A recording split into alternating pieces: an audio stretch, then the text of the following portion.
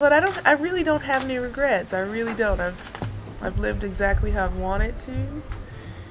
I've tried my hardest every single time. I didn't win the matches that maybe I should have always won, but I really gave it my all. So that for me is enough.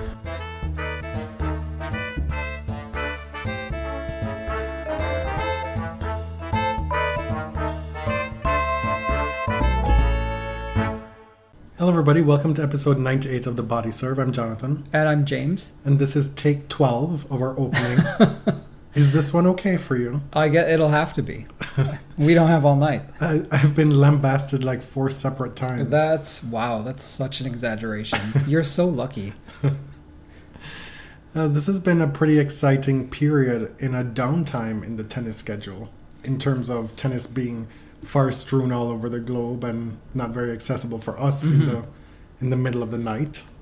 Yeah, I think tennis is a bit hard to follow for a lot of fans. The super fans will follow it everywhere and have it on multiple screens and follow the scores all day, but it can be tough because there are so many tournaments going on in different cities across Asia, but also in Europe. It has more to do with the time that the matches are on for us. Yes, really. For Western Hemisphere folks, right? But we had Caroline Garcia. I guess it's Caroline Garcia. She's French. She won the Chinese double, the China double, Wuhan and Beijing, back to back, which is all sorts of crazy. Yeah. I mean, the tournaments don't have the tradition yet or the name recognition, but these are 2 big-time tournaments. Wuhan is a Premier 5, is worth 1,000 points, right? I would say her road to the Beijing title was even more impressive. Yeah. A tougher draw in a smaller event. She came back from being down a break repeatedly in the 3rd set against Svitolina, in a match that Svitolina was trying to win to keep her number 1 hopes alive that week. And Garcia just wouldn't lose. We're talking about playing your 9th or 10th match in 2 weeks against top-level opponents that you've never done before. And she was able to pull that one out again and then go on to beat Halep, the newly crowned number 1 in the final. Svitolina has been the type of player this year who is beating everyone she's supposed to beat in WTA tournaments. She's even beating a lot of people she wasn't supposed to beat this year. But she's remarkably consistent, just impressive, week in, week out, an incredible athlete. And so for a lot of the year, I was hanging my hat on my pick, Alina Svitolina, doing really well. And now, look who it is, Garcia, the one you picked to break out in 2017. I went back and listened to that audio, and I'll play a little bit of it for you shortly. You picked Svitolina, and she's won so many titles this year. And now Garcia is putting her hand up and making me look good. I had also picked Osaka, but in that segment as well from at the end of last year, it said, well, she's the pick that most people would make to break out in 2017, but she's still probably a little bit too young, which is what's happened. Right. She's had some big wins, some impressive wins, but I think this season has had a few growing pains for her. And young women on the WTA Tour, it looks like, need a few more years to develop. You also picked Karen Khachanov, and then I picked Dimitrov and Young Chung to break out. So we didn't do too badly. Chung is resurgent again, and Dimitrov has had some good results. He's back in the top 10, made the semis of Australia. Won a Masters event. Yeah. So let's play a little bit of that audio for you. Breakout players for 2017. We've been talking all year, taking credit for Kerber and Pliskova in particular.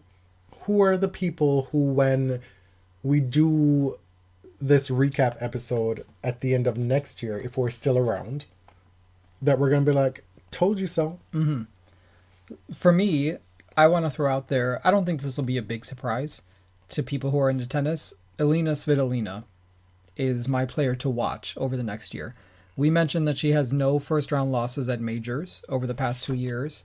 She was the finalist in Zhuhai against Kvitova, and this year she has a very high-profile win over Serena at the Olympics, as you know. But she also beat Konta, Muguruza, and Kerber this year. So I'm predicting big things for her in the coming year. Okay. So that's who you've got on the WTA side? Yes. I've got two players. One of them that I think might be a little bit obvious for a lot of folks, and the popular pick, Naomi Osaka. Yeah, definitely. I think she'll get there eventually.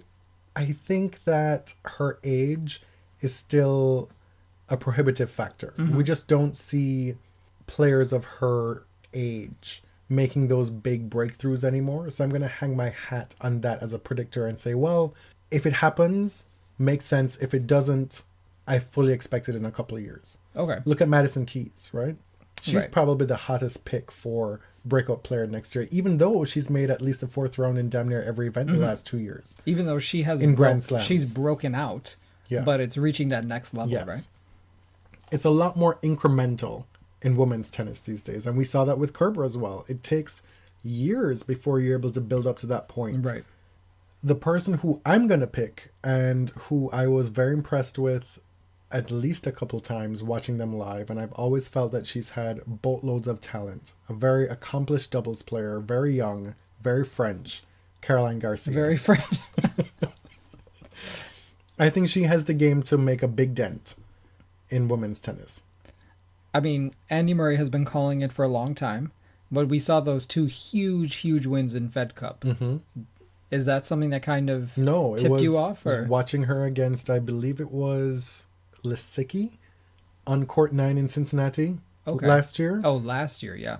Such a joy to watch. And you, like Dimitrov, you're like, why isn't this person winning more? Mm-hmm. Isn't it so lovely to be able to tell people I told you so?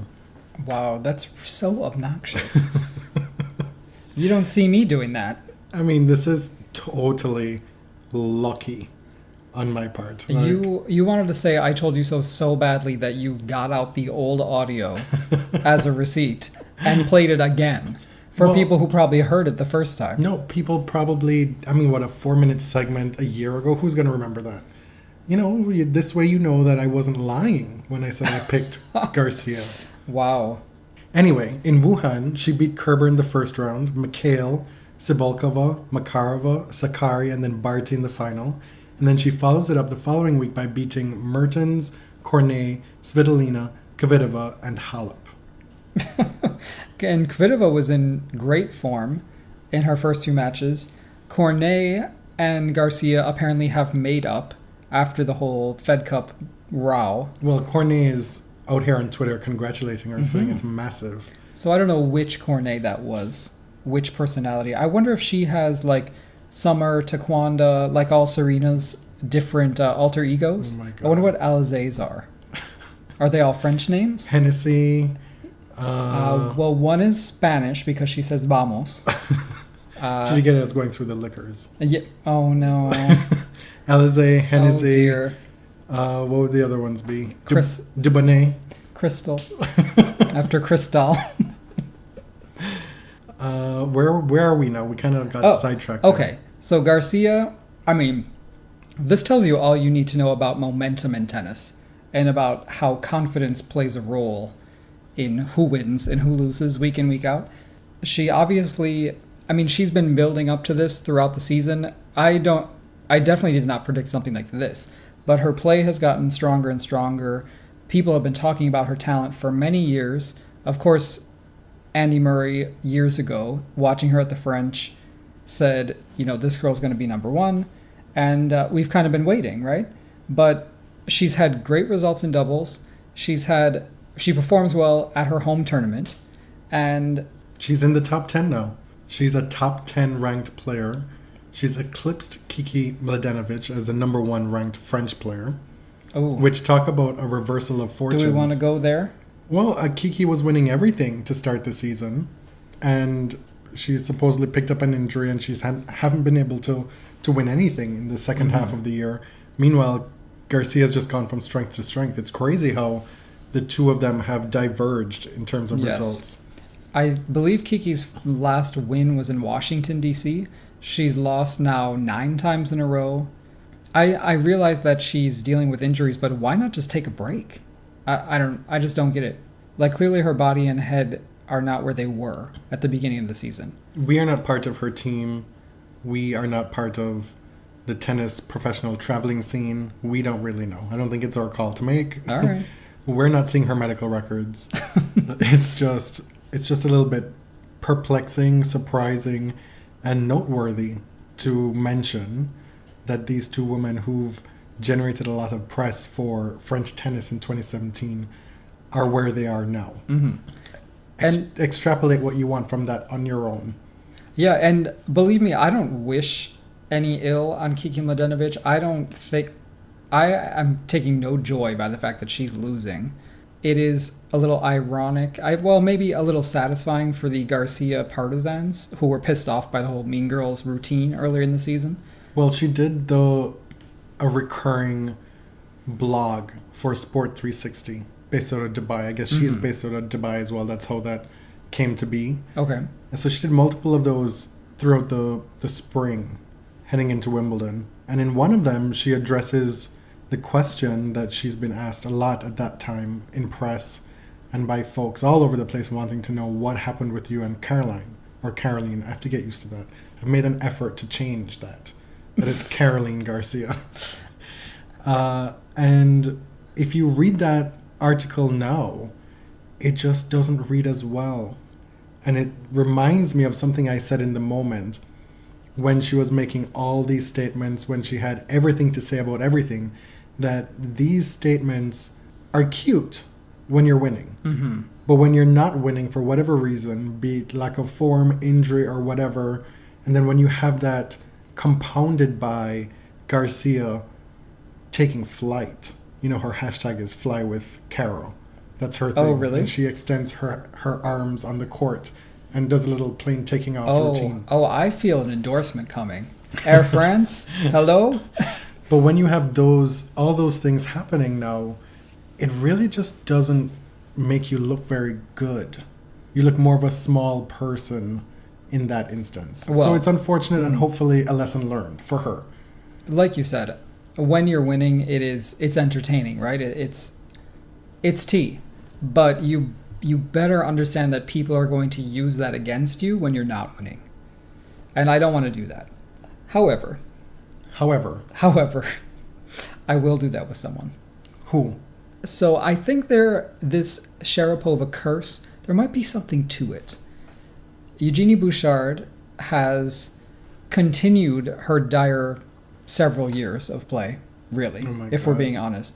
She had a good tournament when she beat Sharapova, but she's gone 4-10 since. And today, she lost to Wozniacki quickly 6-1, 6-1, which... Okay, in the middle of that match, the WTA tweeted maybe one of the rudest, shadiest things they've ever tweeted before. They showed, it was 6-1, 5-love. Caroline was up. They showed a brilliant point that Bouchard won to win her first game in the second set. And they said, quote, Jeannie Bouchard attempts to ignite an incredible comeback. And I had only seen it after the match was lost. I mean, there was only one more game left in the match. Why would they tweet that? Maybe they legitimately were hoping for a Jeannie comeback. Ignite an incredible comeback. She lost 6-1, 6-1. Yeah, why would you not delete that? If she came back from 6-1, 5-love, it would have been an incredible comeback. Right. Mm-hmm. But it didn't really look like it was in the cards. I think maybe it's ill-advised more so than shady. Shady in hindsight, perhaps? I think this is your own shadiness being projected onto it. I laughed. I can't lie. Meanwhile, Jo Konta now finds herself in a position of potentially being nipped at the Singapore finish line once more. Did I say nipped or nicked? Nip. What is correct? Nipped. Okay. Like a sprinter at the line you nip them? Oh. Yeah. So anyway. Okay. Last year, Svetlana Kuznetsova, she came all the way to come and snatch Konta's spot in Singapore. Yeah. Konta had already even taken promo pictures in Singapore on site before Svetlana won that final tournament to qualify. Right. In Moscow, I believe, right? Yes. And here we are again with Caroline winning all these points the last 2 weeks. This is crazy.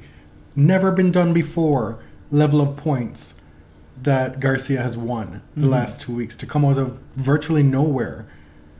Konta must be like, what the fuck? Like, what do I gotta do? Right.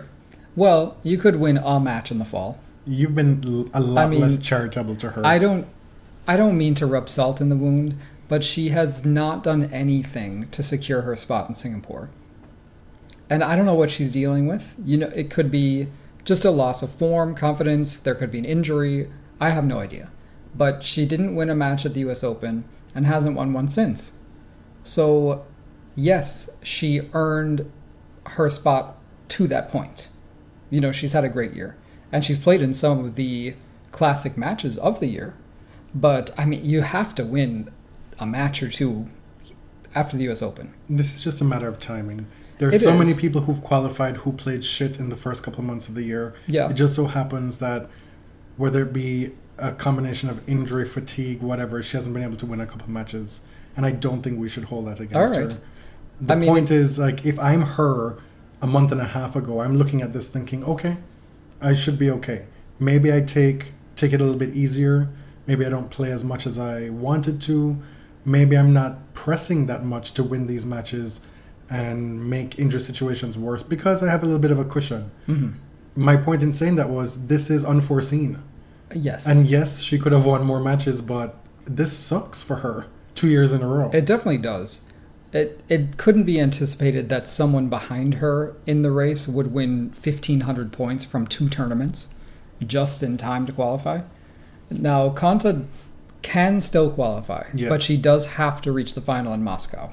And apparently Garcia attempted to get a wild card from Moscow, but was denied. And folks immediately wanted to spin that as retribution for the French Federation not giving Sharapova a wild card at the French Open. Oh, is it? That's what I That's saw what a people. couple Oh, I didn't places. even see that. But we've come to find out that those wild cards for that tournament had already been allotted. And there was one remaining which was supposedly reserved for Vika, which I don't presume she'll be playing. Oh, but I thought that the tournament director said he was reserving it for a Russian player. I guess in Vika's absence. We've read different things. Okay. I don't know the full extent of that, but I know that the tournament has 4 wild cards. 3 of them have already been issued, Mm-hmm. being Lisicki, Kerber, and who's the other one? Petkovic. Yes. I think we've talked about this before. The wildcard system is inherently unfair. So I don't think there's any reason to be more upset about this slight than any other. Because before this week, these past 2 weeks, if Caroline Garcia had been denied a wild card, would people be up in arms about it? Mm-hmm. You know, she's not particularly a huge draw for the Russian market, I imagine. She's not Russian. She hasn't been a superstar yet. And wildcards are generally unfair. Tournaments give them to local players, to really whomever they want, aside from the few rules. Like, you know, a few reserved for top 20 players, a few for outside of the top 20. I mean, and with the Grand Slams, we see these wildcard trade-offs between the national federations, which is clearly unfair to countries that don't have a major, which are already disadvantaged. Point is, unless you hear it specifically, vindictively from somebody involved in the situation, it's mere speculation as to why she was or was not issued the wild card vis-a-vis Sharapova, whatever. Right. Moving on to the other big news on the WTA, we have our 5th #1 player crowned in 2017. Well, 4 have been crowned. Serena started #1. So 4 plus Serena. And this person is? Simona Halep. What was that pronunciation? I don't know. Simona. The 25th woman to be ranked #1 in the WTA.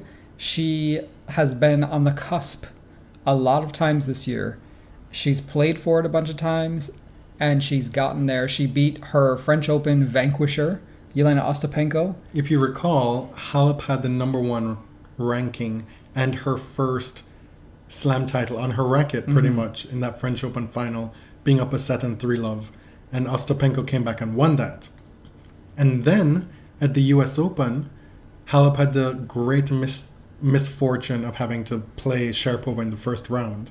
And so last week in Beijing, she beats Sharapova easily, I believe it was 6-2, 6-2. Yep. Really impressive performance. And then she goes on to beat Ostapenko in a number one match. Again, I believe that was a quarterfinal, and she needed to win that match to get the number one ranking, and she did it this time. Semifinals. Okay. I have to give her a lot of credit because that French Open loss could have been so devastating, could have derailed the rest of the season, and she didn't let it.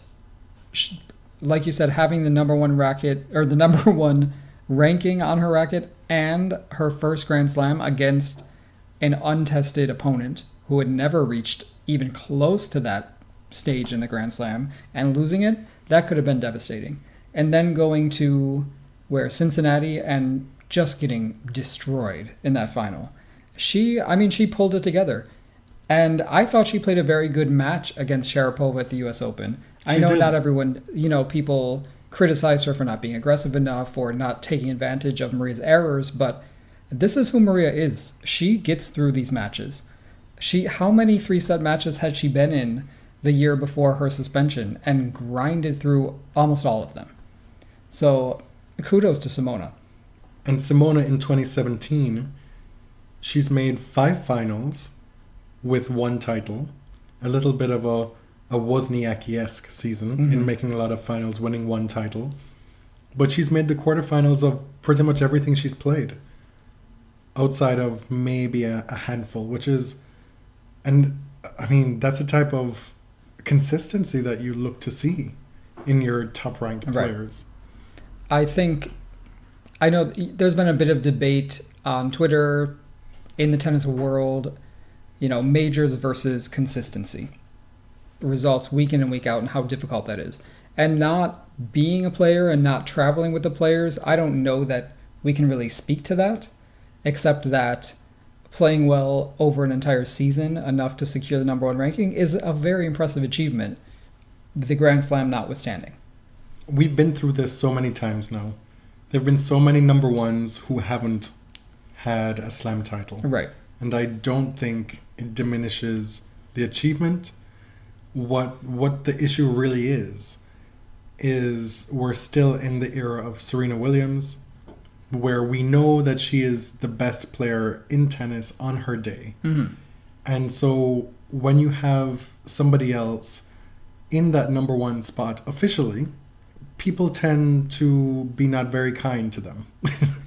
Right. Let's be real. Oh, yeah. And it's not their fault that Serena doesn't play a full schedule, that she can win slams and maintain a number one ranking with a depressed schedule, right? Or that she had a baby. Yeah, all these things are not the fault of any of these other players. And so they can only win the matches in front of them, and based on the system, they have the most points, and so they deserve to be there.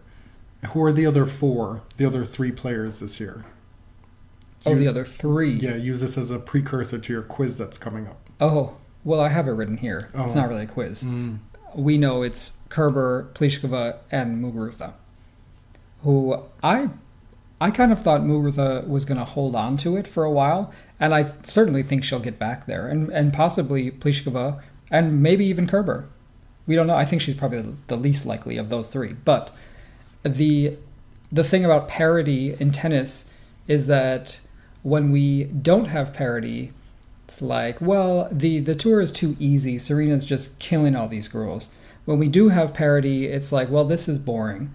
There's always a way to denigrate the sport, and I don't have the energy right now to get into the debate. I just say we kind of accept what we have and enjoy it.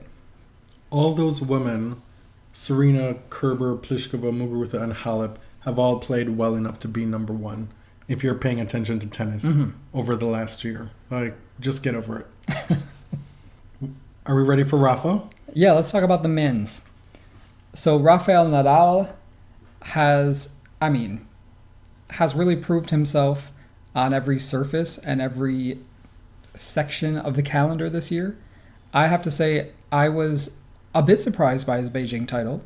In his first match against Pui, he saved 2 match points.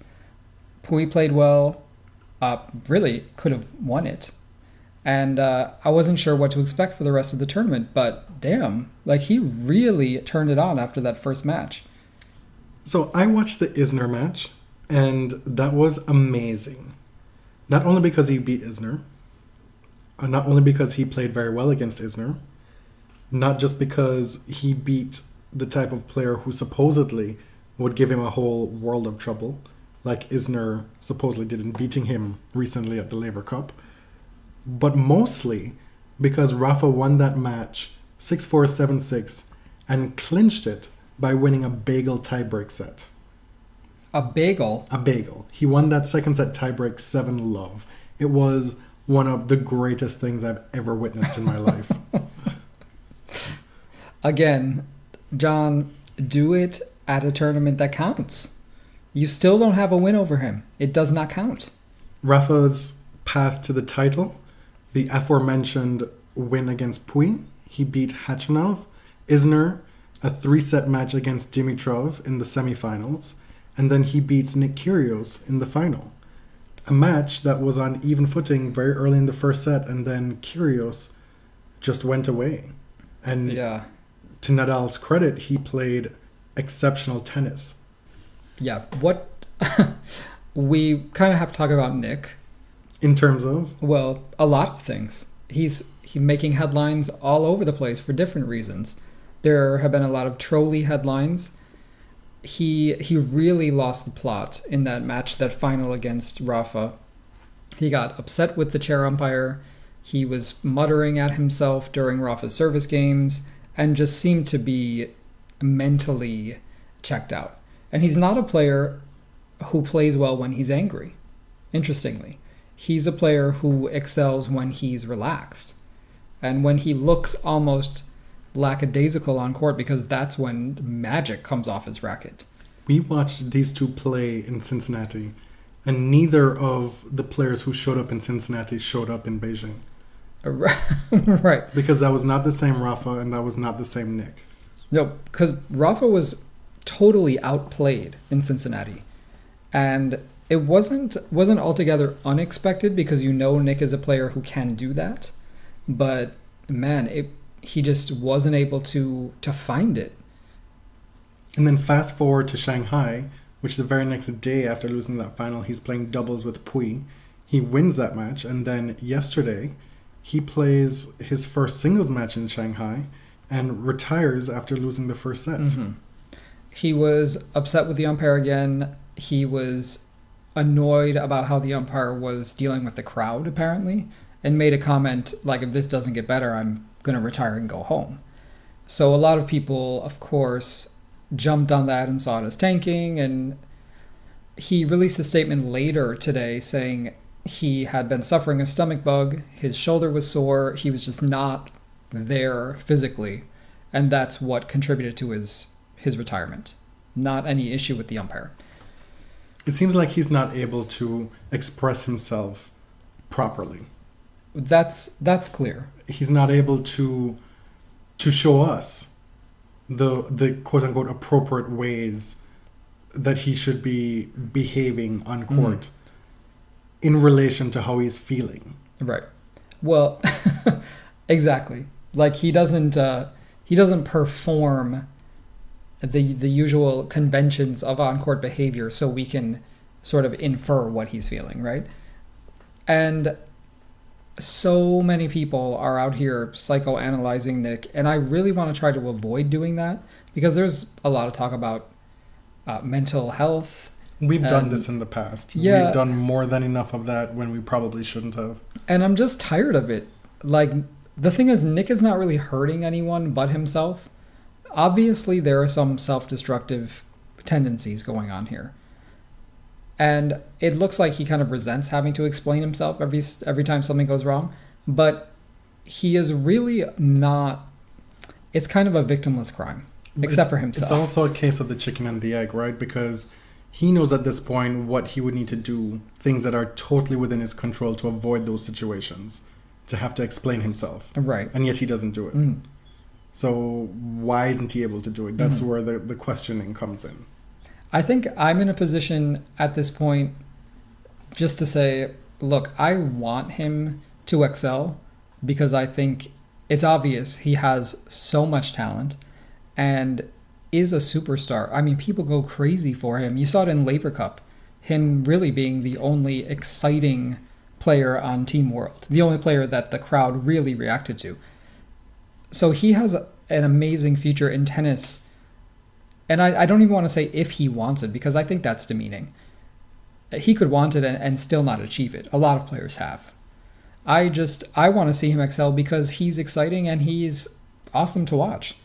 And having been impressed with him in Cincinnati, like I said before, gave me a totally different perspective, like a more rounded perspective on him. Of course, I don't know him, but I kind of want to know more. Part of the frustration with following Nick is that you see incremental progress. And then you see setbacks. Like the same kind of thing over and over again. And so you people cloak it under saying, wish he would grow up, which I think is too simplistic. But you kind of want him to become a more professional tennis player. Or do you think that's too loaded and maybe coded?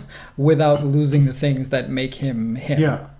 Like he's figuring it out in parts now, and it's just maybe a little bit of time before it comes together in a way that makes sense emotionally for him. Right. And I have to say, our feelings on this have evolved a lot. We were very uncharitable with him for a long time, a few years ago. Where I'm at right now is I don't want to sit here and say what he should do, because that's useless, and I don't know him personally. It's one of the life lessons that we've learned as well. Outside of tennis. You're right. We have grown up as well. We've learned not to tell people what they should or shouldn't do because we are not them. Moving on, Nick has started his NK Foundation. Do you want to tell us a little bit about that? Yeah. So he contributed to the Australian publication Player's Voice, which I guess is like a Player's Tribune in Australia. And he said he had finally found what he really wanted to do, what he wanted to define him, basically. And that was to create a space for underprivileged kids in Australia to come, to hang out, to even stay if they need to. There'll be housing, to play tennis, to play basketball, or just chill. A safe space for kids who don't have safe spaces. He is actually currently scouting a location in Melbourne right now, and he says he's looking in places that are accessible by transit, that are near neighborhoods of lower socioeconomic status. He's really thought this through. And apparently Tennis Australia is going to help him do fundraising projects for it. So, I mean, kudos to him. Like, he is obviously really passionate about this stuff. And I think if this is something that gets him excited and helps other people, that is amazing. Rafa, he has now won 6 titles in 2017 from 9 finals. And if you recall, he started the year, the first final was the Australian Open, and then he lost in the final of Acapulco to Sam Querrey. Yep. Then he loses in the final of Miami to Federer, and it's like, well, damn. Like, these are good results. He's getting to the finals, but what? Come on. Right, you know? right. And then the clay spring season happened, and it's just been a runaway train since, with the exception of losing early at that Wimbledon to Cincinnati stretch. Right. And Wimbledon wasn't even bad. It was the 2 big summer hardcourt tournaments. Yeah. That 5-set loss to Miller was not the end of the world by any stretch. No. But at this point, he's now won Monte Carlo, Barcelona, Madrid, Roland Garros, US Open, and Beijing, with the last 2 being the most surprising of the bunch, obviously. And what folks are saying is, oh, this is surprising because they're hardcourt events. And kudos to Federer, because he was asked about this in press in Shanghai, and he clapped back in defense of Rafa. He was like, people like to talk about Rafa not being that great on hardcourts, but I can assure you he is. Right. People are clouded by the 10 French Open titles and want to classify him as a one-dimensional type player. But we should know by now that Rafa is very accomplished and pretty damn great on hard courts as well. And Federer made the point of saying slow and fast. Right. How many Australian Open finals has he made? He's won pretty much everything there is to win on hard courts. Come on. And now he's got 6 majors off clay. Yeah. Which is as many majors as Edberg and Becker have. Andre has 8, with one of them being on clay. I mean, take away clay and he's still among the greats. A byproduct of this latest win, his first outing since winning the US Open, is that he's also now locked up the year in number 1 ranking. Which, I mean, again, in terms of the unexpected nature of 2017, that is something else that we would not have predicted. Again, I'm happy for the lack of suspense. Just like with the race to Singapore. He's now in Shanghai. He'll be playing Basel, I believe Paris, and then the London event.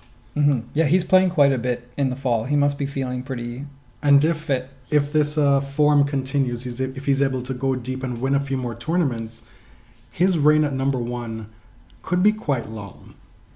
Because, I mean, he's going to be having potentially a 3,000 point lead over Federer, who then has all these points to defend more so than him heading into the French season.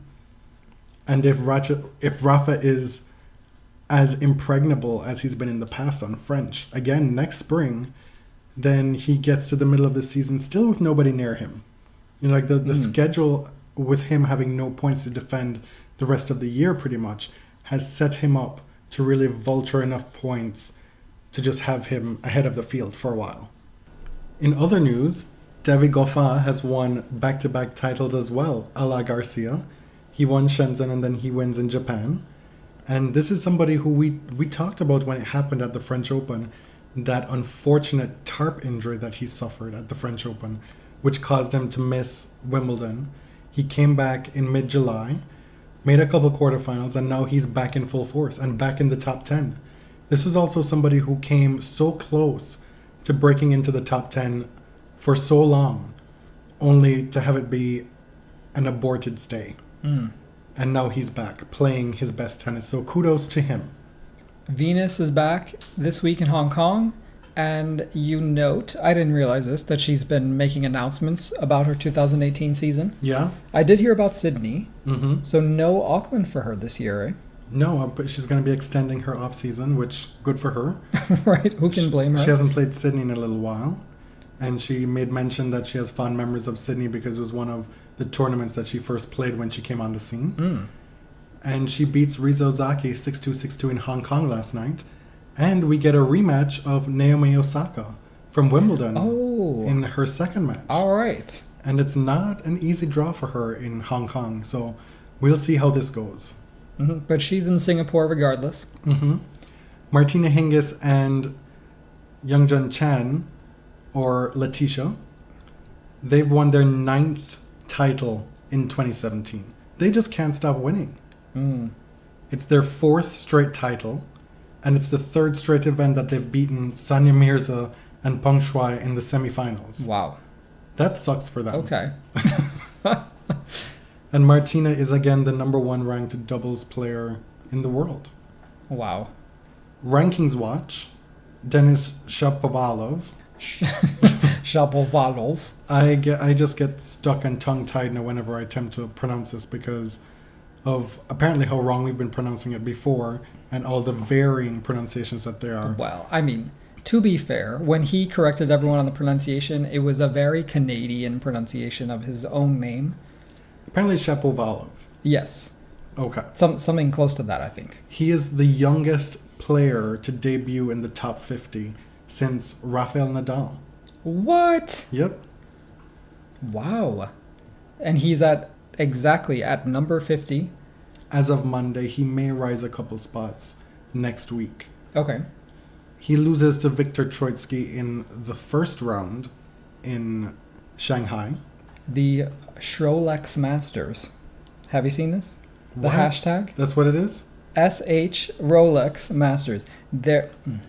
Maybe I should save this for later. For my things we dislike.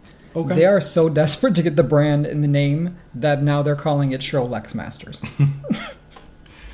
Do they have Skrillex performing at this event as well? Yes, he's the Chinese version of Skrillex. Oh, it's Skrillex? Yes. You didn't know that? It worked regardless. Diego Schwartzman is up to career high number 26. He's been going from strength to strength. The little Right. engine that could. The little nugget. And Maria, you have this noticed here. Yes. Noted here. Maria Sharapova up 18 spots to number 86. Yeah. Okay. That's a lot of spots in 1 week. I was Yeah. just going through and looking for big jumps, and I'm like, oh, I know that person. So up to number 86, there won't be a wild card fight in the Australian Open, right? She'll get in. No, she'll get in. Yeah. And as we know, Halep is number 1. And that's going to be a fight for the rest of the season. Mm-hmm. It might not be settled at all for the upcoming 6 months. Who's next? Svitolina's next, I guess. I mean, it might not be settled for the next several years because Serena, if and when she comes back, will probably not play a full enough schedule to get back the number 1 ranking. All she has to do is win the tournaments she enters, which she can. Well, So. Are you ready for your quiz? yeah. We're going to do this quiz and then finish with things we like and dislike. This quiz, it's interactive. If you have time to participate, pause the podcast, grab a piece of paper. This is called the age game. Do you have your paper ready? I do, yeah. Do you have your pen ready? Yep. Okay. So how this game is going to work is that you're going to make 4 columns. Stop clicking the pen. I have to get ready. You're going to make 4 columns, and you're going to head them with numbers 23, 24, 25, and 26. So I'm going to give you a list of WTA players, and you're going to put them in the appropriate column. Okay. And once you've done that, then we'll go from there. There's more to the game. Okay. Now, you told me that this is not going to really play well on air, but this is where you have to step up to the plate. Mm-hmm. Part of this is that you have to be letting folks know what you're thinking, talking out loud as you write. You have to make this fun for them as well, okay? Oh, I'll try. So the first player I'm going to name is Asia Mohammed, and you're going to put her where you think she is in terms of how old she is. Okay. I think she's 25. Because, you know why? Because I have no idea, and I'm just going to put it there. Camilla Giorgi. Camila Giorgi, 24. Zarina Diaz. 24. Daria Gavrilova. Dasha. I bet she's 23. Karolina Pliskova. Pliskova, 20... Oh, shit, I thought I would know that. What about her twin? Now, remind me, which is left-handed and which... I know now. Okay. I think she's 25. Monica Puig. 24. Caroline Garcia. Caroline, 24. Misaki Doi. I have no idea. 26. Elina Svitolina. 23. I think that's the only one that I've gotten right so far. Sloane Stevens. Sloane, isn't she also 23? I'm not going to tell you right now. Sloane Ranger. Anastasia Pavlyuchenkova. I think she's the oldest. The oldest? That's so rude. She's been around forever. Kiki Mladenovic. I bet she's 25. How do you say that in French? Do you know? You failed French. You don't know. I did fail French. I can say it in Spanish. I can say that too. Christina McHale. 24. Kiki Bertens. I don't know. 23? Nicole Gibbs. 25. Jeannie Bouchard. 23. Oh, I have Zarina Diaz here twice. Mm-mm, So I now have to find the person who I didn't put in the first time who should be on the list. This is going to be interesting. For now, let's go with Simona Halep. Simona is 26, I think. Okay, I found the person who I have missing. Okay. Garbiñe Muguruza. Oh, she's 24. So somebody here. I have too many who are 24 now. Coco Vandeweghe. I don't give a fuck. Why you gotta be so rude? She's probably. I think she's 25. And the last one I have here is Jo Konta. She's 26. Okay, so tally and tell me how many of each age do you have? Oh, well, 5 at 23, 4 at 24, 5 at 25, and 4 at 26. You can't count. You have 6 at 24. Isn't that what I said? No, you have 4. Oh. So the thing you have to do now is that these ages all have 5 per column. Yeah, I thought so. Because you made up my little... Well, the listeners don't know that. Oh. Okay, well, fine. I'm going to put DS at 26, and then we're done. You're done? Yeah. I will have you know that you probably have 4 right. That's, more than I expected. No joke. Like, so many of those are wrong. Okay, how do you want to do you want to... Just go through the ages. And Okay. The 23-year-olds, Caroline Garcia. Do you have that? Wrong. Mm-hmm. Mm-hmm. Svitolina, you have right. Yep. Mm-hmm. Jeannie Bouchard. Yep. Gavrilova. Yep. So you got most of the youngins Oh, right. I did okay. It gets pretty bad after that. Okay, fine. Zarina Diaz is 23. Oh, shit. Okay. 24, we have Mladenovic. Nope. Sloane Stevens. Nope. Monica Puig, you got right. Yep. Nicole Gibbs. Nope. And you got Muguruza right. Yes. Okay. So how many of those did you get right? 2? 2. So you're up to 5. Yeah. 5 of More 10. than you thought I got for the whole thing. Okay, 25-year-olds. Pliskova. Yes. Christina McHale. No. Coco Vandeweghe. Yes. Camila Giorgi. No. And Kiki Bertens. No. 26 years old. Simona Halep. Yeah. Pavlyuchenkova. Yes. Konta. Yes. Asia Mohammed. No. Which really surprised me.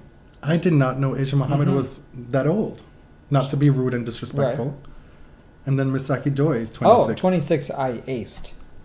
1, 2, 3, 4, 5, 6, 7, 8, 9, 10, 11. I got 11. 11 of 20. That was pretty good. 55%. I'm very happy.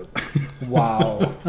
This is not... If I had studied for this test, I would have gotten better than a 55. That would defeat That's not the the purpose. correct grading, the grading scheme. And since I like to pat myself on the back, we made this agenda, and I had put on it, we're doing a quiz. Who is giving the quiz? You write me and you say, I don't know.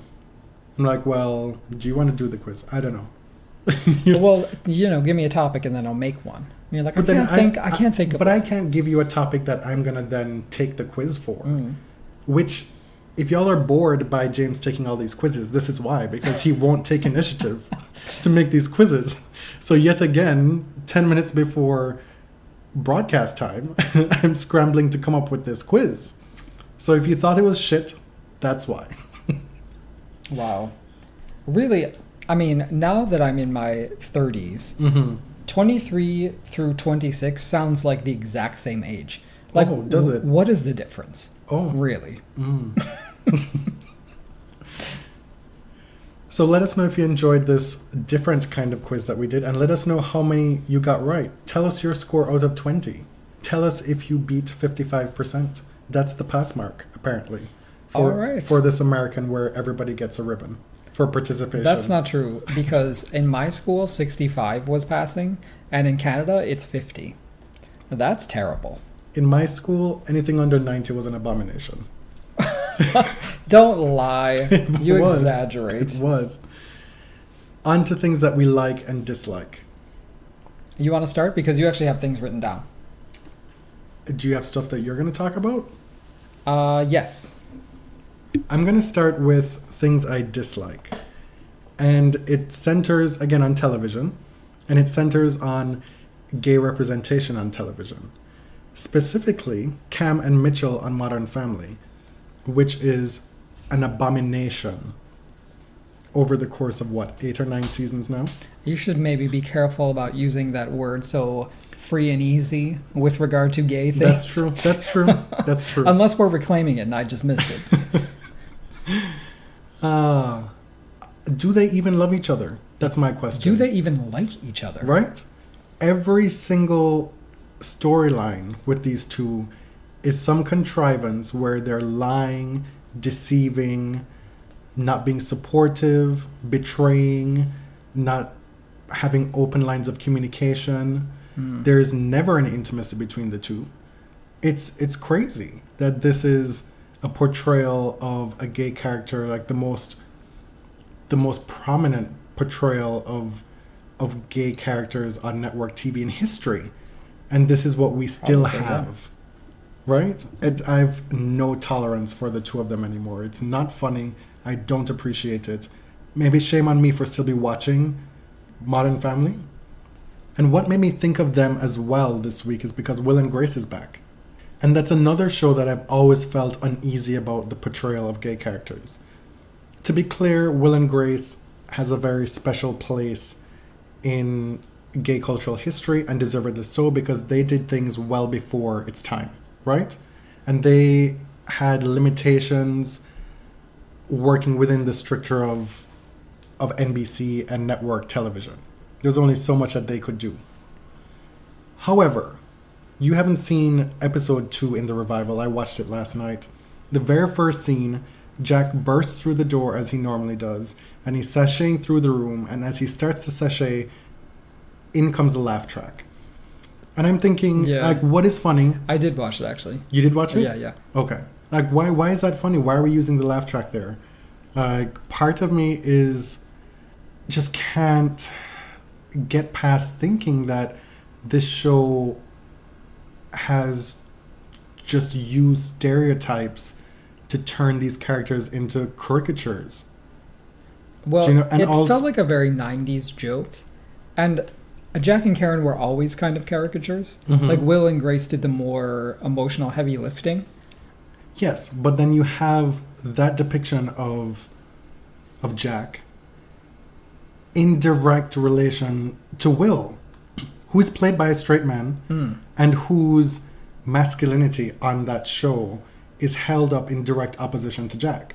And if we're constantly laughing at Jack because he's flitting around the place and being effeminate, and Will is decidedly not so, and we're not laughing at him, what is it that we're saying? Right.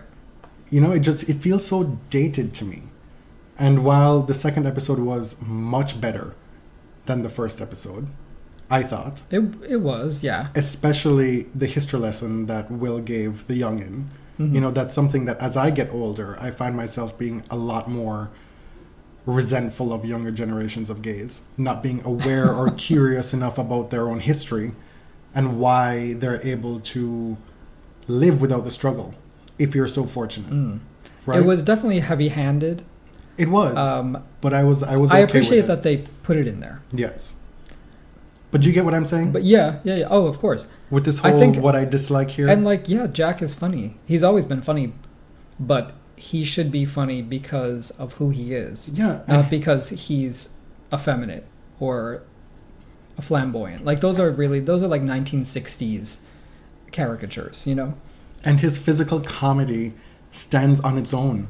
It does. He's a talented actor. Yeah, when he was doing the bits with the magnets, that physical comedy was good. Right. Like, that's what we should be laughing at with his body movements, not the fact that he's sashaying into a room. Right.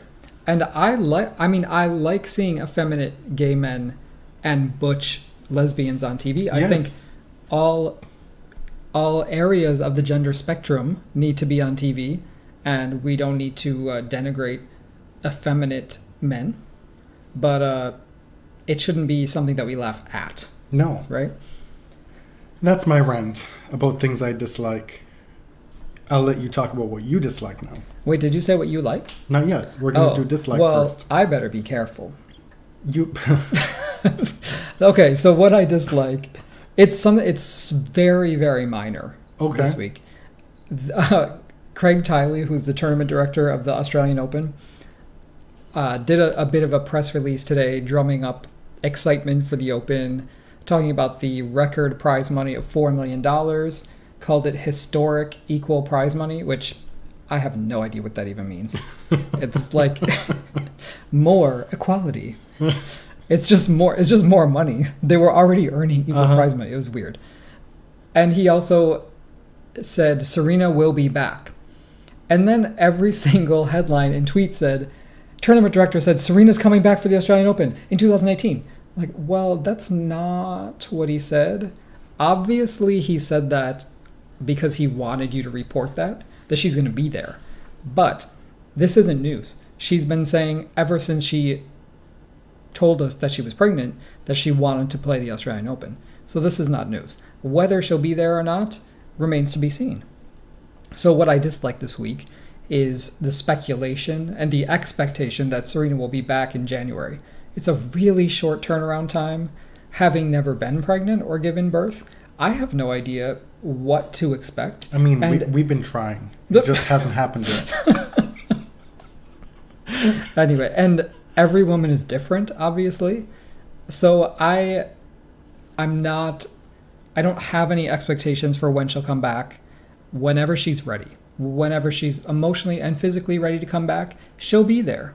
Trust and believe in Queen Serena. Okay. And things you like? Things I like. We watched Girls Trip yesterday. Yes. With your family. And I don't think your mother loved it. It was a little bit raunchy. A lot of talk about Dicks. Penises. Mm-hmm. I wanted to be classy and just say penises. Okay. Yes. I loved it. I thought it was so funny. And everything people have said about Tiffany Haddish being the breakout star is true. Get her an Oscar. Melissa McCarthy got a nomination for Bridesmaids. I don't see any reason Tiffany Haddish shouldn't get the same for this movie. She is so funny. Comedy is hard. It's hard to sustain that kind of energy for an entire movie, and she did it. I loved the movie. And you know what? We see that kind of comedy with Judd Apatow and the Seth Rogens and all these trailer loads of generic white comedies. Oh, yeah. And so I'm not about to have it that, oh my God, it's a little bit too raunchy, it's this or that, just because it's woman. Like, no, that's not going to have that. And let me also, Regina Hall. I've been loving Regina Hall for a long time. She's so great, and she has to play more of a straight role in this. Mm-hmm. Does some, it's can be hard work to match the energy of these huge personalities, and she does it. I love her. Love the little references here and there in the film. The set it off reference. Yes. When Tiffany Haddish was like, oh, I'm going to go set this off. And then Jada and Queen Latifah are left behind and they look at each other like, hello. Like they start and set it off. That was really cool. And was like every famous black person in this movie? Yes. Lawrence Tate is back. Oh. 20 plus years after Love Jones. Like, my word. I made you watch Love Jones because you'd never seen it. Mm-hmm. Like, that was something for me in my early youth. And it was set against the backdrop of the Essence Festival, which I knew that Mariah performed there.